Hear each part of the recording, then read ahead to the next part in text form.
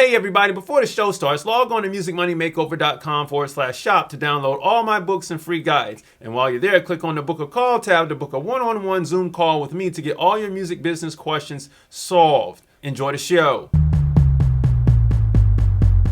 Hey everybody, welcome back to the Music Money Makeover Show. My name is Casey Graham, and on this episode right here, this is part 3 of the music production company installment series, right? How to build an LLC for a music producer. All right. Now, I told you this was going to be based on my instrumentalists, the producers who want to be artists themselves, who want to build their own ecosystem. I haven't talked about that in a while, the ecosystem, right? Who want to build their own ecosystem. This will be the company structure setup. Now, this isn't how the system will work, but this will set up everything that you need eventually as you begin to build. Now, I just want to clarify, I'm going to list 3 LLCs that you're going to have. You're going to start with one, but it's going to blossom into these 3, and you will see what activities will go on inside of these 3 LLCs as we jump into it. I don't want to give away too much before we start. So if you want to donate to the channel, you can do so right over here. If you want to skip Copyright Explained, you can do so right down below. Here we go. Copyright. The sole right which an author has in their own original literary compositions. The exclusive right of an author to print, publish, and vend their own literary works for their own benefit. Now, of course, there are 2 main rights of copy that the music industry operates and revolves around, and that's the masters and the publishing. And the masters is referred to as the sound recording copyright. Sound recordings as in records, masters, phonogram, or the audio recording file, i.e. the WAV, MP3, AIFF of the composition and or song. Now, you can collect your master recording royalties or the proceeds due from the sale and streaming of the master recording via your distributor like TuneCore or DistroKid, and if you have a major label deal, then it's them, all right? Now, you can also collect the performance royalties via the master sound recording via Sound Exchange and PPL over in the UK. Sound Exchange is based here in America, and if you are outside of America, any other organization that collects these sound recording performance royalties are referred to as neighboring rights. Now, publishing is referred to as a performing arts copyright here in America. Okay, performing arts as in the composition, sheet music, MIDI files, publishing, or song to be performed. You can collect the performance royalties for the composition via BMI, CSAC, ASCAP here in America and PRS over in the UK, and other countries have their own performing rights organization as well to collect those royalties for you. All right, now, you can collect the mechanical royalties due from the composition via Harry Fox, Music Reports, and the Mechanical Licensing Collective here in America. You can also collect your mechanical royalties over in the UK from MCPS. So now, Lyric Find right here.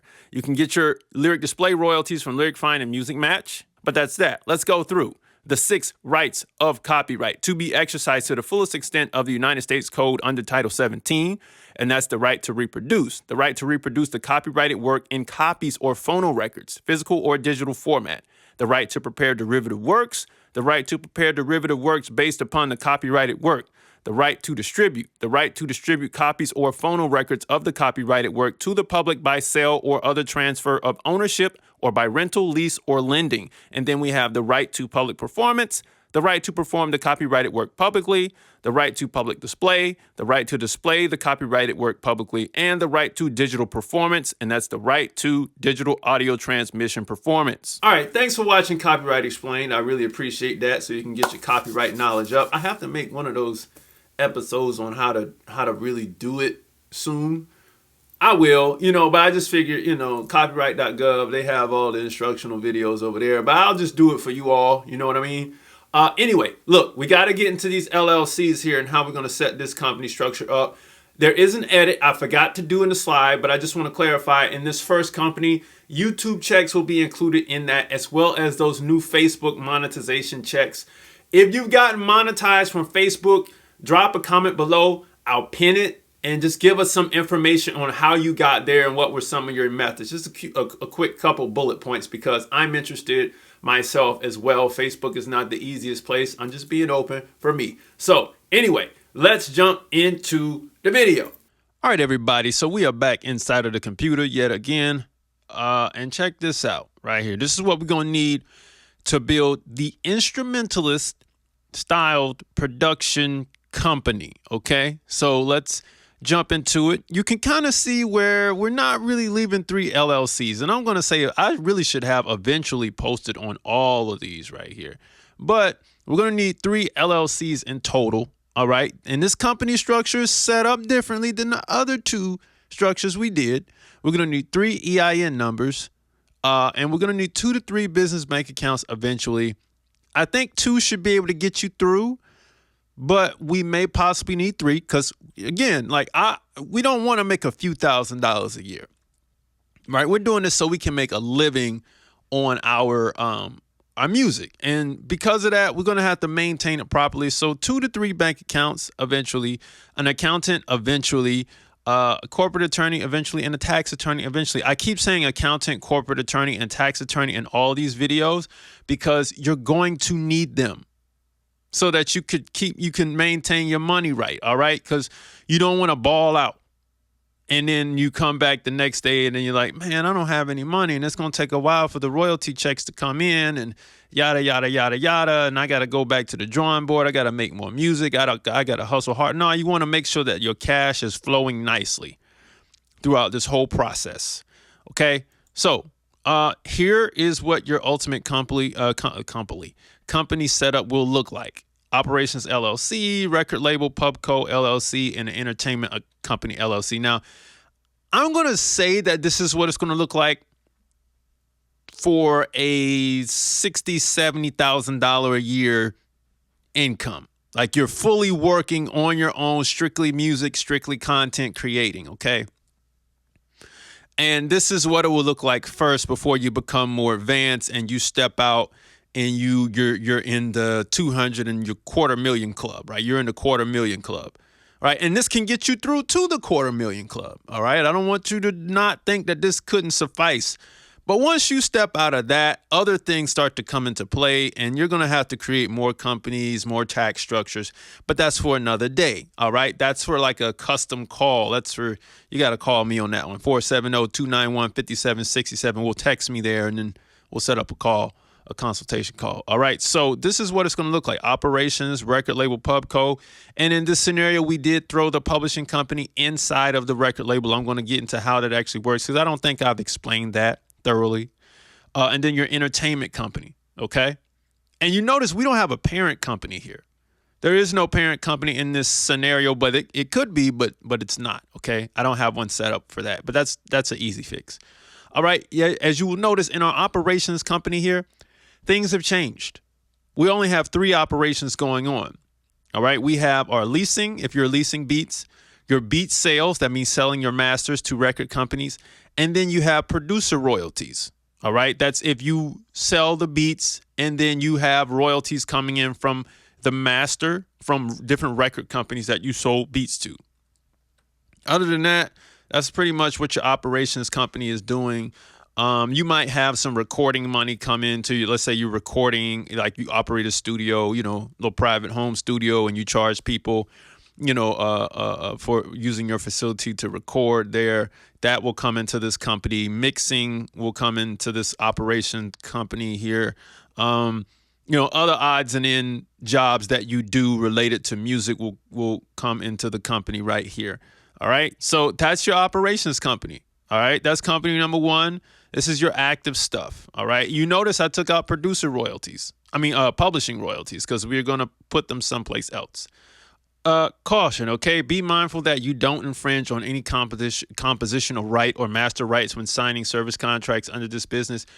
If you notice, this company is not the record company, but in this case, you don't want to have people come back and sue this company for doing bad business and not telling them that, there were no samples, even though there were. Okay. So don't do that. You want to keep this company clean. You don't want anybody coming here to sue you based on that, because if they come here to sue you based on those grounds, then they got to come and sue you elsewhere based on those grounds, like right over here, like in your publishing company. Because right now, as you're starting out, all your publishing will be housed here for beats that you sold to other companies and for your own. Now, this is all of your intellectual property to start with, right? And the record company will hold ownership of the master and publishing. So when you go and you register this stuff on copyright.gov, the record label will own it. under, like, so it'll be like whatever this company name is, LLC, will be the owner of the master or the sound recording rather. And then the publishing, the record company, I mean, this company name, whatever this company name is, will own that publishing. Okay. The record streaming royalties will come and go into this company. And then the publishing royalties, all revenue is passed through to the record company. Whatever this company name is, this that produces the records, that's this one. Okay. Your publishing company will be ran as a DBA inside of this. All right. Because keep in mind, for my instrumentalists, this is just you. You're not signed to anybody. Most instrumentalists are independent. All right. And you're just kicking it, man. You're making these instrumental albums. You're doing your thing out here. There's no need to go and have a bunch of companies yet. You got to hit a threshold of income on certain things. The publishing associated with those compositions has to reach a certain value before you start breaking them out into different companies. But I'm going to show you what it looks like on the inside. So check it out. All right. So you got, let's just say you do albums 1 through 3. Albums 1 through 3 maybe do $10,000 a year, right? By that third one, it might bump up to $15,000 a year per album. And you're doing $35K per year on albums 1 through 3. Now, miraculously, you start touring, and we're going to get into that in the next few slides. But let's just say that you form a company once you have the first 3 albums and you see that it's doing a lot of money, you're generating a lot of revenue. You may say, hey, I might be able to sign these masters and the publishing over to a record company, right? And advance myself out into the future for right now so I can use that money for something else, right? And I'll keep this group. We'll work on albums 4 through 6, and I'll keep that to myself.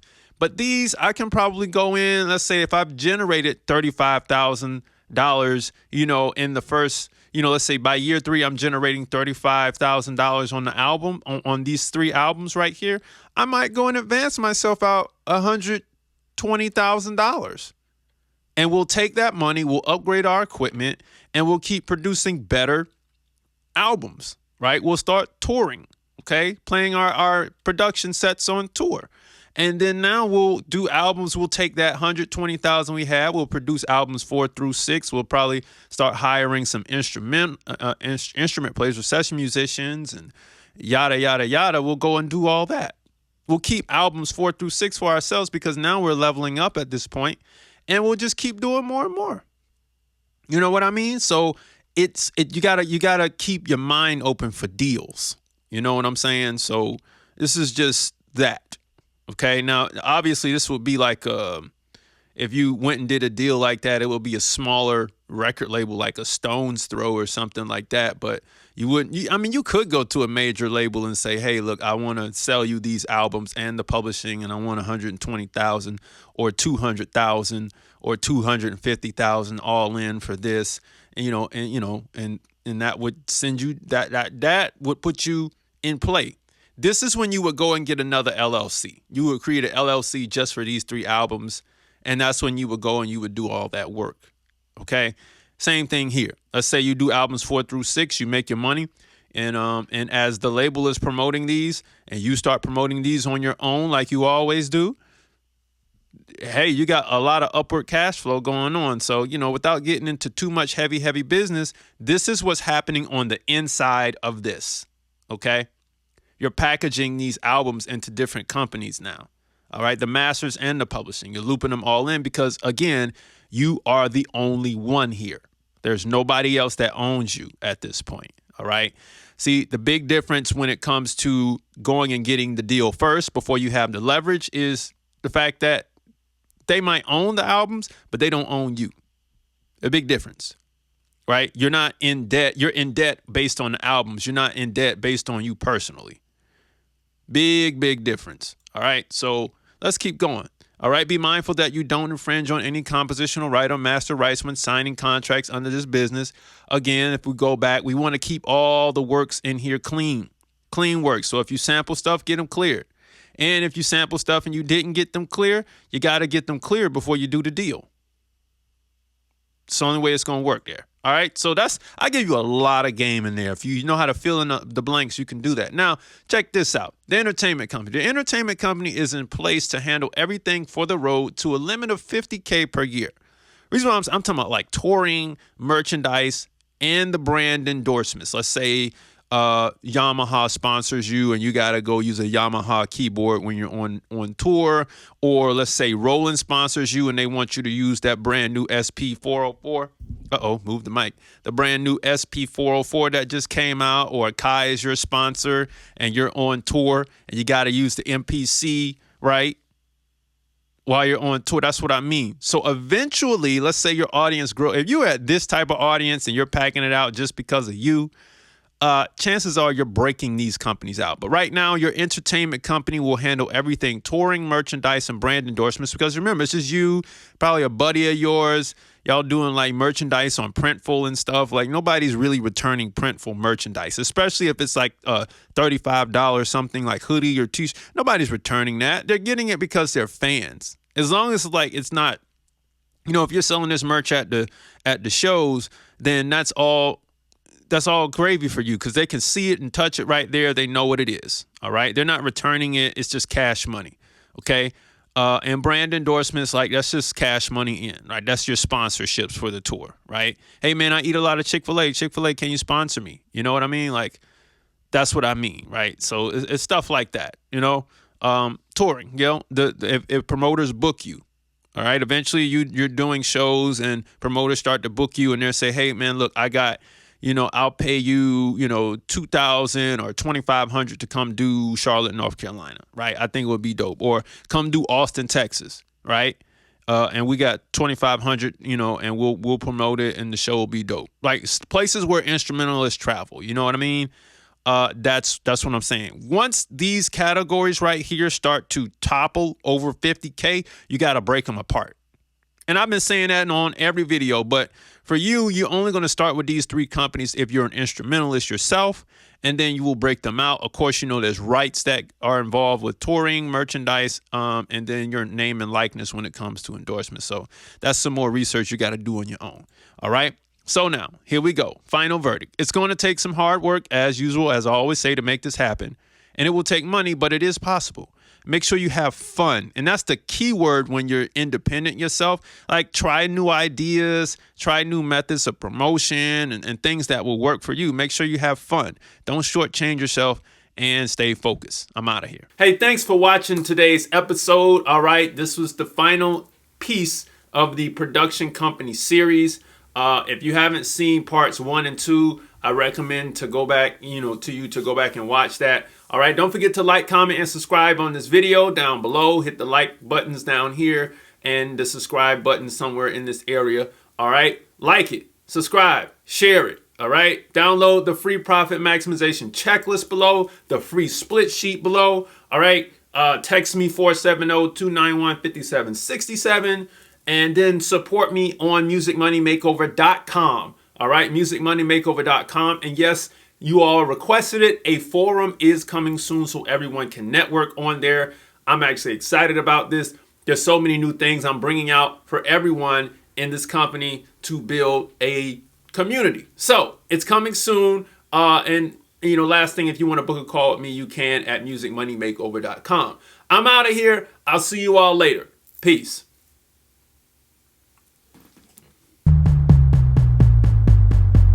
Everybody, thanks for watching the show. Log on to musicmoneymakeover.com/shop to download all my books and free guides. And while you're there, click on the book a call tab to get a one-on-one Zoom call with me to get all your music business questions answered and solved. Thanks for watching.